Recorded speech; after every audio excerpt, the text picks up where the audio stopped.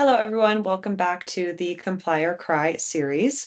This is the series where we make compliance frameworks practical for the Microsoft 365 tenants that you actually manage. Today, we are covering NIST. So NIST is the framework that gets name dropped in every cyber insurance questionnaire, I would say, every enterprise procurement document, and every federal contract, especially in North America. And yet, most conversations I have, a lot of MSPs and IT teams don't really have an idea of how to actually operationalize it inside of a Microsoft 365 tenant. So that is what we will be fixing today. By the end of the session, you're going to understand the difference between NIST CSF and NIST 800-171, when you need each one, and also how they map onto the Microsoft 365 stack, and more critically, right, how to enforce them at scale using the Enforcer platform. So let's go ahead and get into it. For those who did not join the CIS session, quick intro. My name is Dakota McElliott. I am a Microsoft 365 Solutions Architect at Enforcer. My day job is helping MSPs design and govern secure Microsoft 365 environments across hundreds and sometimes even thousands of tenants. I do spend a lot of time at the intersection of compliance frameworks and the Microsoft 365 platform itself.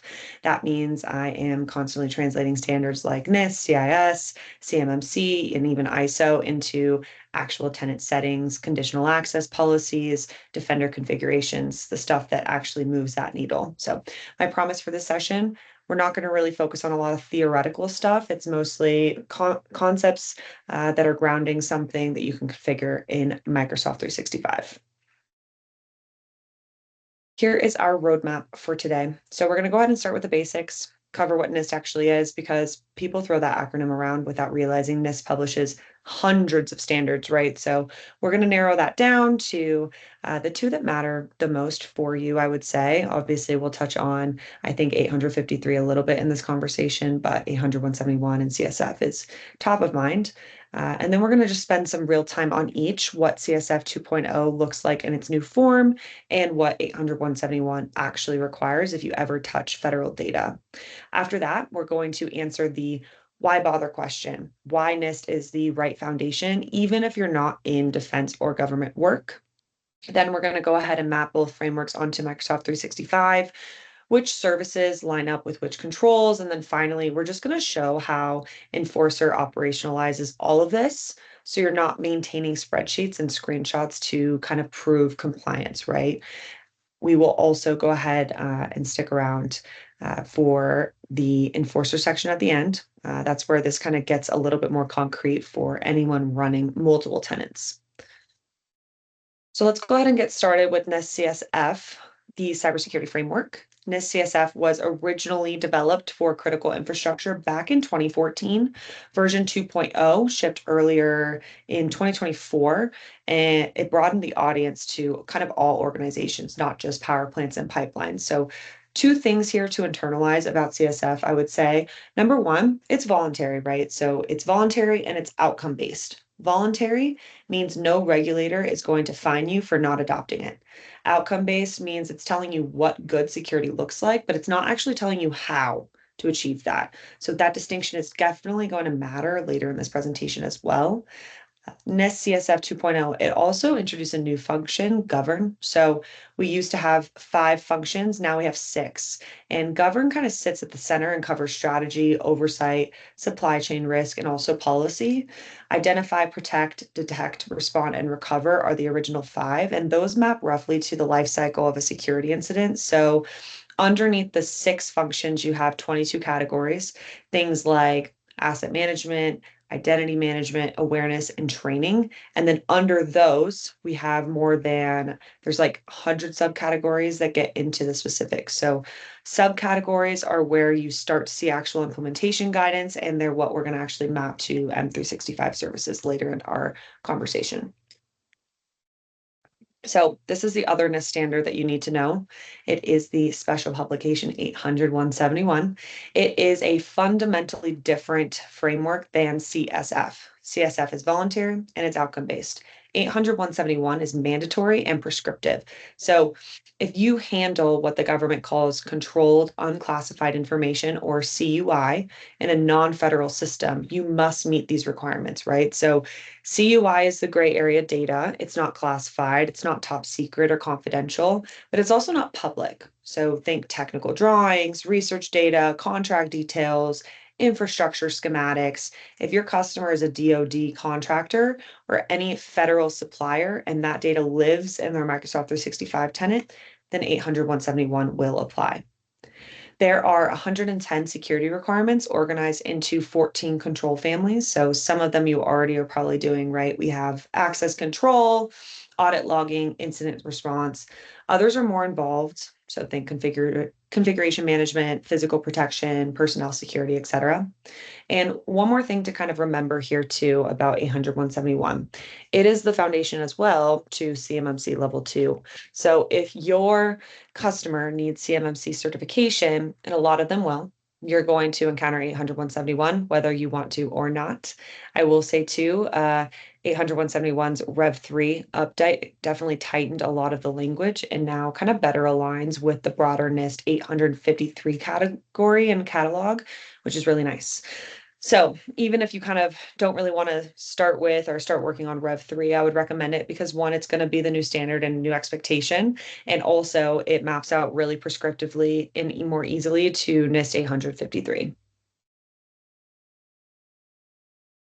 So CSF has this concept called the implementation tiers, and people often confuse them with the maturity model. It's not really like the CIS controls implementation groups, right? Tiers describe how rigorously and holistically you apply CSF across your entire organization. So there are four of them. Tier one is partial. So cybersecurity activities happen, but they're ad hoc and reactive. Somebody puts out a fire when the fire happens. Risk is not really understood at an organizational level, right? Risk two or tier two is risk informed. So leadership is aware of cyber risk. There are some policies, but practices vary across teams. There's no consistent process, and a lot of small businesses kind of live in the tier two sector. Tier three is repeatable, right? So practices are formally defined, documented, and funded. The whole organization follows the same playbook. And this is where most mid market organizations should aim to land.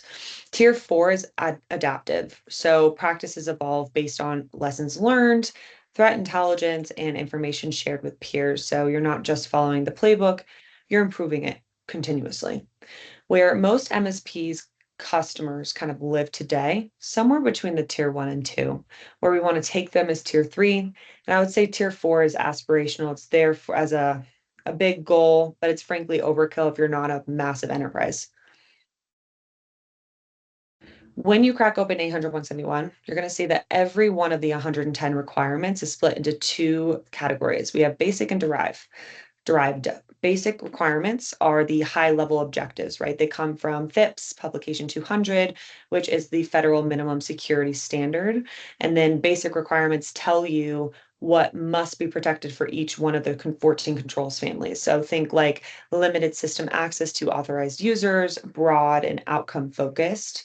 And then we have derived requirements. So derived requirements are the prescriptive controls. They come from NIST Special Publication 853, which is the catalog of every security control NIST has ever defined. So derived requirements tell you how to achieve the basic objectives. So under limit system access to authorized users, you'll have specific derived requirements like enforce session lock after 15 minutes of inactivity or terminate sessions after a defined condition. So the takeaway here is you don't have to invent how to comply.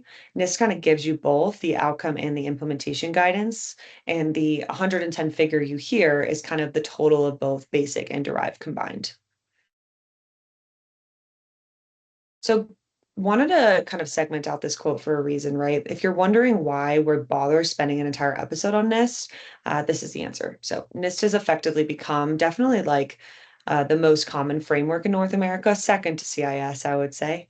Federal regulators specifically, though, right, reference it. So cyber insurance carriers explicitly ask about it under and on their underwriting questionnaires, and they offer better premiums to organizations that can demonstrate NIST alignment. So enterprise procurement teams build vendor risk questionnaires on top of NIST controls.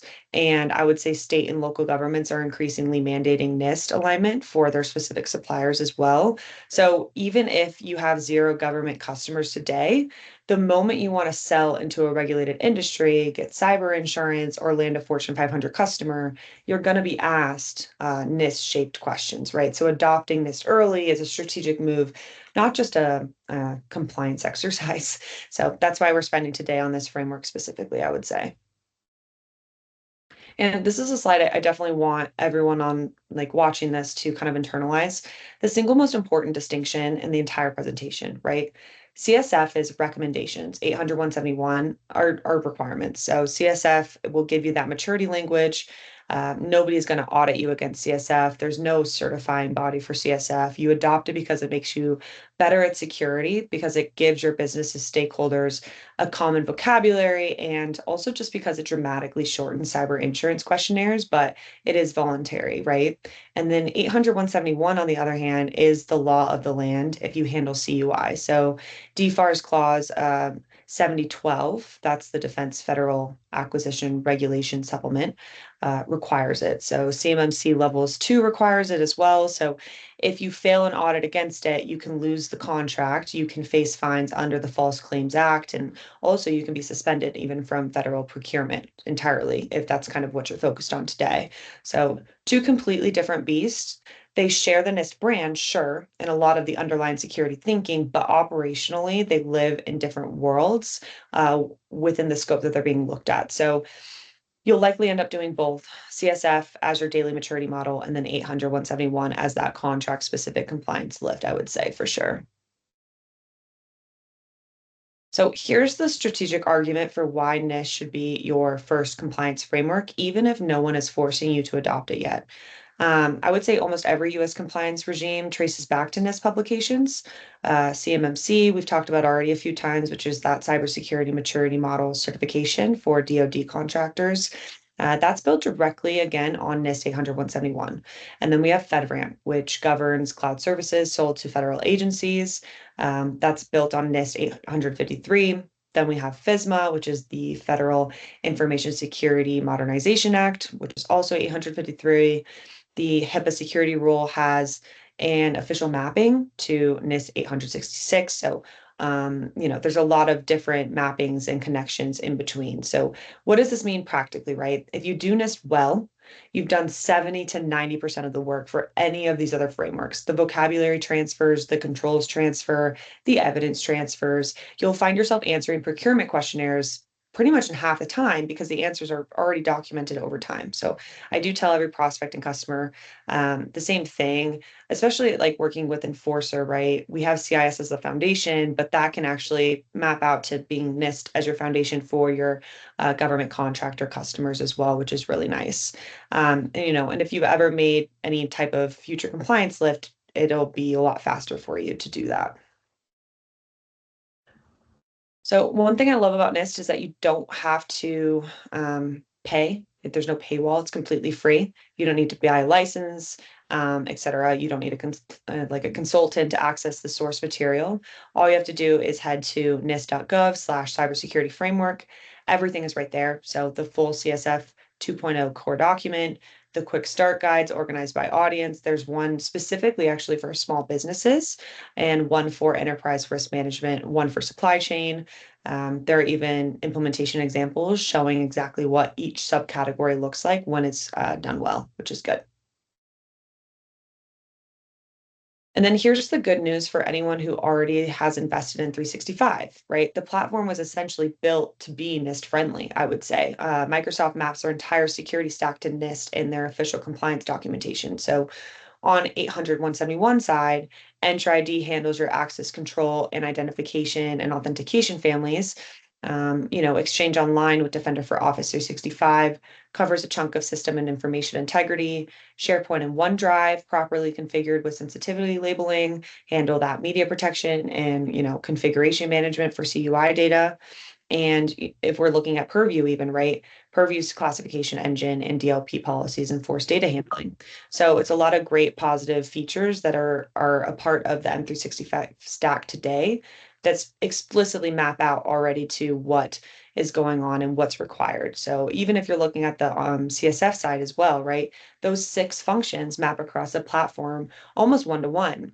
Because if we're looking at enter ID and Purview, and then identify as an asset inventory and risk. Purview's data map is the bulk of that stack. You have conditional access, you have Intune and Defender. Detect is also a Defender XDR across endpoints. And you also have Respond and Recover Live and Sentinel for SOC workflows, et cetera. So pretty nice. So let's go ahead and get specific about Enforcer. I want to be straight up with you currently about how this works because it does matter, right? Enforcer ships a pre-built CIS policy library, and because CIS safeguards have been published mapping or have published mappings to NIST CSF and NIST 800-171, applying CIS aligned baselines gives you NIST coverage just by mapping, right? So it's really nice because we're obviously not pretending that CIS is NIST, but we're using the official crosswalk to allow you to translate between them. And that's how Enforcer makes NIST operational inside of 365. What does that get you operationally? You have a one-click application of NIST aligned baselines across every tenant you manage. You get continuous drift detection. Enforcer will manage those settings and alert you the moment the tenant falls out of alignment. You have a multi-tenant compliance dashboard that rolls up posture across your entire customer base, so you can instantly see which tenants are aligned and which need attention. And every Enforcer policy maps back to the specific NIST control reference, so you have a really great paper trail as well. So critically here, what's really great is there's no more spreadsheets, right? There's no more spreadsheets and screenshots. When an auditor or an insurance carrier asks to show me your NIST coverage, you don't dig through PowerPoints from 18 months ago. You export the Enforcer report and be able to look at it that way. And if you take nothing away from this episode, I would take this or recommend taking this, right? NIST CSF is your maturity language. You adopt it as a way you talk about cybersecurity inside your organization and with your customers. It gives you a shared vocabulary with executives, auditors, insurance carriers, and procurement teams. And it's a really great, way. It's free. It's well supported. It makes your default frame for security conversations really, really great and straightforward.